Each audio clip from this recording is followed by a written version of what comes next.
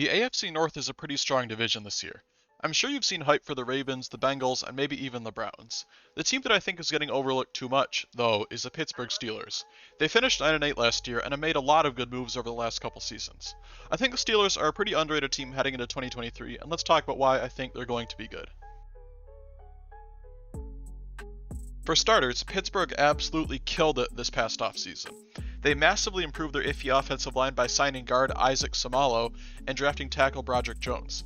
They also shored up the secondary by drafting a great cornerback in the Joey Porter Jr. and signing corner Patrick Peterson, plus taking a flyer on safety Keeanu Benton. They gave their linebacking room a much needed upgrade by signing Cole Holcomb from the Commanders as well.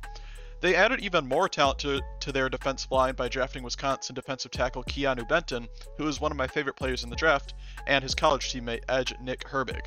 To top it all off, they stole tight end Darnell Washington in the third round, who's an absolute freak of nature and will definitely make some noise.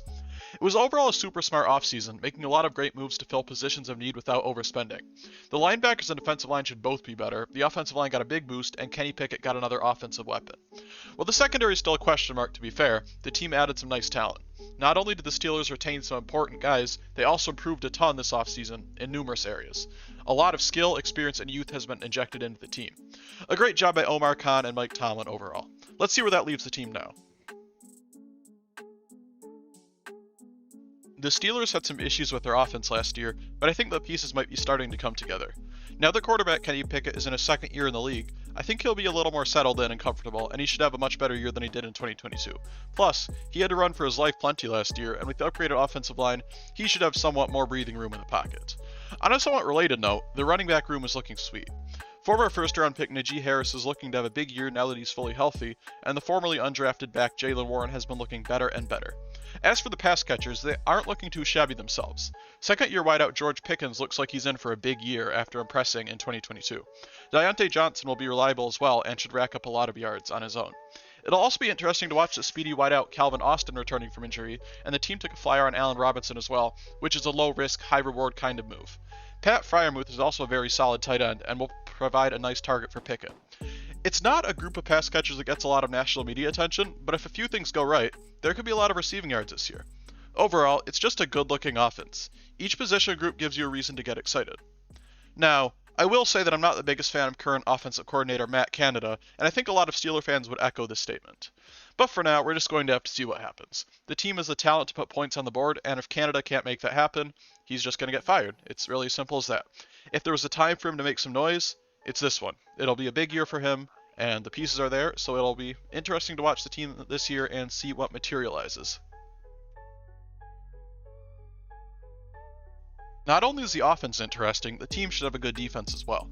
The defensive line is absolutely loaded, with superstar TJ Watt and the super underrated Alex Highsmith screaming off the edges.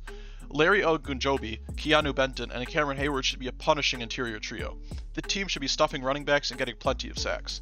The linebacker situation is a little muddier, but as I mentioned earlier, the former Commanders linebacker will improve the situation a lot.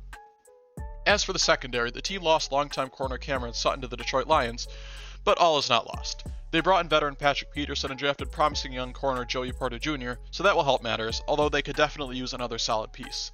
As safety, Minkah Fitzpatrick is obviously one of the best in the business. His running mate is a question mark, but either Devontae KZ or Keeanu Benton should be okay there. The secondary could use some more talent to be sure, but the top-tier defensive line will put some pressure on the quarterback and allow him less time to throw, so that will put a little bit of an easier load on the pass defense. The defense as a whole unit still has some holes to be sure, namely in the secondary, but it's looking like a pretty solid group of guys overall. There's a lot to like about the defense, and if it gels and some young guys step up, Pittsburgh could be shutting teams down. One more big thing to keep in mind is that Pittsburgh's head coach is still Mike Tomlin.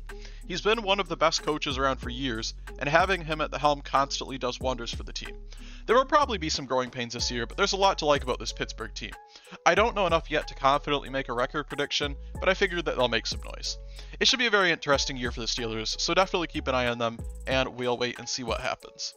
All that being said, I am going to call it quits for today's video. If you're still watching this far in, drop a comment and let me know.